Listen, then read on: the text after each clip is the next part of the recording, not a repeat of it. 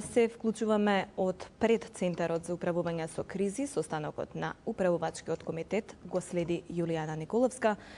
Јуле, по најавите веќе половина час заседава комитетот. Имаш ли првични информации за жртвите и материјалните штети од невремето?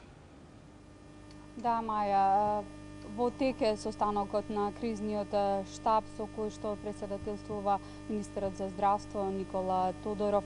По овој состанок очекуваме детален извештај за последиците, за настраданите од синоќешното невреме кое што го зафати главниот град.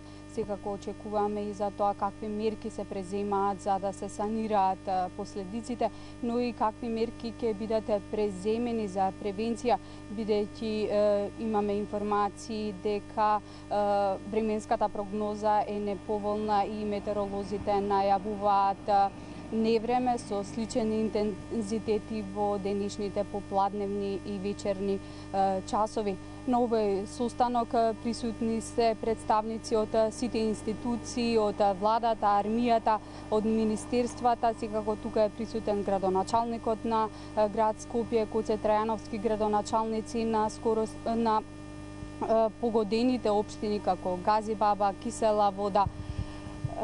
Потоа тука се представници на јавните предпријатија кои што се вклучени во санирање на последиците од невремето.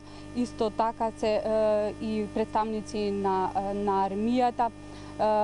Она што можам да го кажаме дека во центарот на главниот град состојбата веќе се нормализира. Последиците од невремето секако се забележителни, но граѓаните, како што можеме да видиме, враќаат на секојдневните навики, бидејќи навистина во текот на синоќешните вечерни часови Скопје беше под досега и невидени размери, невреме од невидени размери.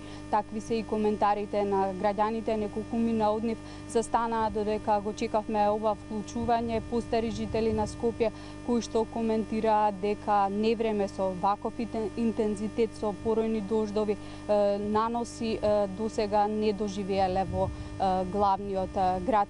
Овој состанок на кризниот штаб се очекува да заврши околу 1 час. Како што кажав на почетокот, по овој состанок ќе имаме детален извештај за тоа што се презема, кои се последиците и секако што ќе се прави во следните часови, следните денови за да се санираат штетите, но и како да им се помогне на сите настрадани од невремето.